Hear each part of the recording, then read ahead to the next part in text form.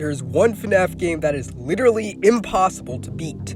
Or at least, if you wanted to beat it, it would take centuries. Wow, a very hefty claim for a FNAF theory video. Well, I'm going to prove to you that this game is just impossible to beat, and additionally, this game might have actually been a contributing reason to why Scott Cawthon retired.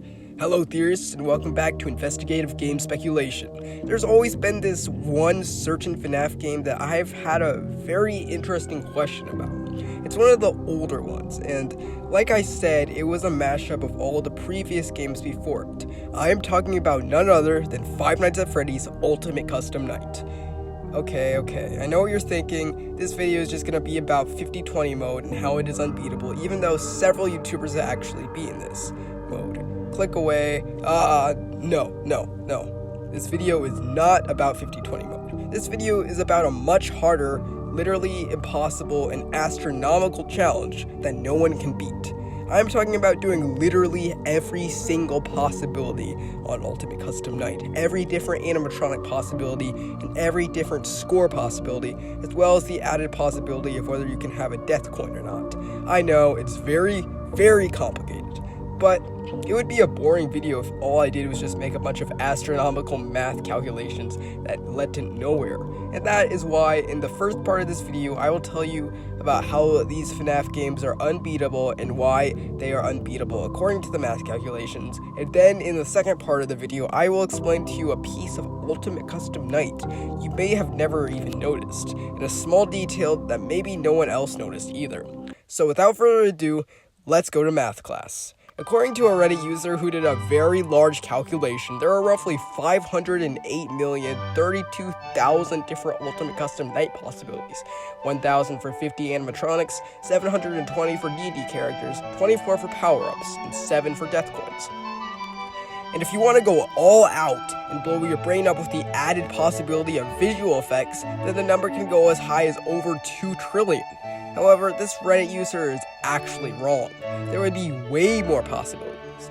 Now, obviously, with this large calculation, it is impossible for me to calculate this on my own. So, just from looking this up, if you looked at all the different 50 character combinations and ignored their levels on a scale of 0 to 20, all the possibilities are an overwhelming 1,125,899,906,842,624. If you add all the possible levels of the 50 characters, the number increases to a way more overwhelming 126 quintillion, 765 quatortillion, and 6 trillion. Oh, and don't even get me started on all the possible different added DD occurrences, DD randomized animatronics, and visual effects. I don't even need to do any more math. You guys know now that this game is truly beyond astronomically impossible to beat. But how much further could we take it? FNAF 1, FNAF 2, and FNAF Sister Location all have 10-20 mode, and while the possible different combinations for 10-20 mode is overwhelmingly smaller than 50-20 mode, it is still a whole lot of unbeatable possibilities. So now I can conclude that these 4 FNAF games are unbeatable. Now, the reason I said that Ultimate Custom Night may be the reason Scott retired is because it was the final game he made completely by himself without the help of Steelwood Studios. That was connected to the main franchise. But it turns out that Scott Cawthon wrapped up the game in a relatively short time, only in a few months or so. So how did he do it without testing all the possible different combinations? Well, it likely stemmed from making all the animatronics having their own AI level, and it all summed up into this astronomical math problem, and I don't even know at this point. I'm only getting started with game development. But there you have it. That is the answer to what the unbeatable FNAF games are. And now, as promised, I will tell you a hidden detail of the ultimate unbeatable FNAF game, Ultimate Custom Night, that you may or may not have already noticed. And this completely solves both the game and parts of the crying child, as well as Golden Freddy, who is the crying child.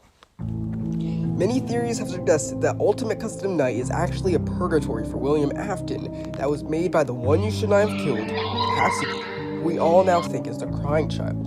But what about the titles of the soundtracks? Has anyone talked about those? Not much, but maybe. They have a lot more involved in this game than you might think, because I'm actually playing one right now. Can you guess what it is? Oh, sorry. Looks like you didn't really have time for that.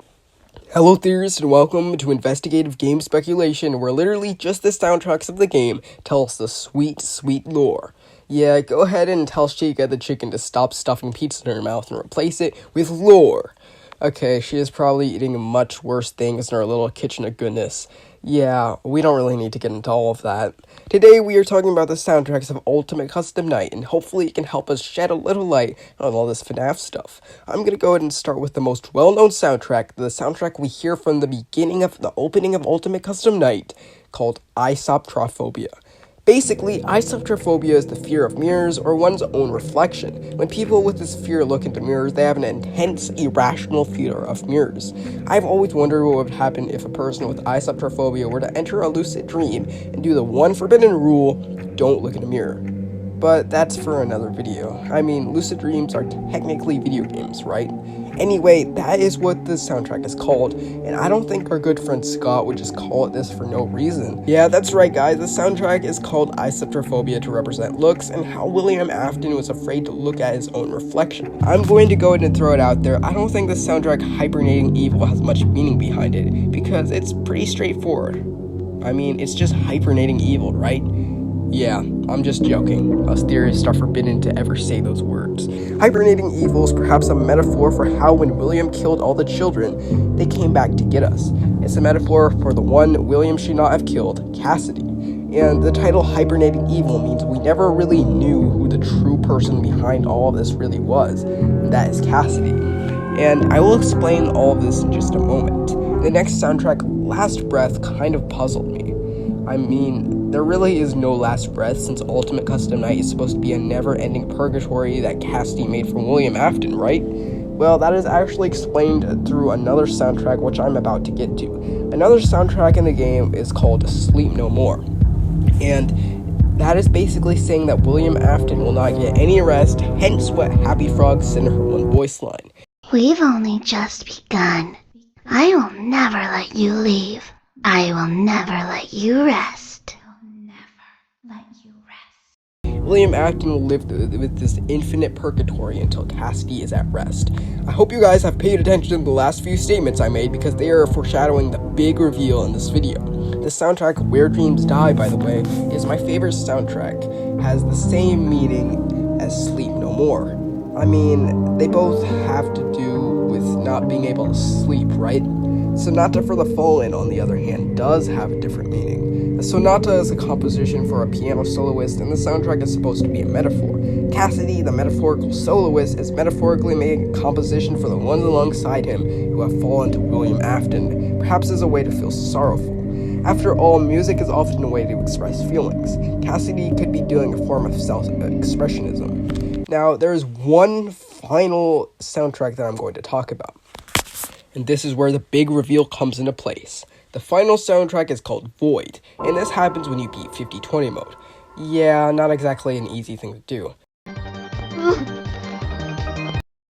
After the huge celebration of confetti and a long, happy celebratory music, we get this one final cutscene of Golden Freddy with this Void music.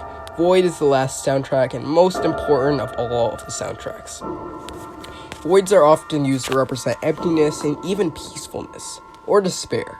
Now, Cassidy is said to be the crying child, and the crying child possesses Golden Freddy, and since Cassidy was all this time trying to get revenge on us, and we beat all the contenders in the game, then Cassidy really has no reason to be happy in this little void. The void could represent emptiness and despair at failing his mission, as William breaks open the purgatory hell that Cassidy has set for him and goes back to the real world. And clearly, Cassidy is not inherently the bad guy here. It's William. And my friends, that is the Ultimate Custom Night and Golden Freddy solved. I think it's kind of ironic how both you cannot beat the game and this is supposed to be in the lore a purgatory for William. I think it just kind of all adds up. I certainly have not solved the entire FNAF timeline, but I do think I have solved Golden Freddy and Ultimate Custom Night, and it was all just because of a super small detail. The soundtracks of the game, who knew? Such a small detail that nobody ever thought about at all. Who knows? However, there's a lot more to this than you probably think, and there's a lot more FNAF stuff to theorize about, so keep an eye out for more of these kind of videos. And in the meantime, thanks for checking out today's theory. See you next time.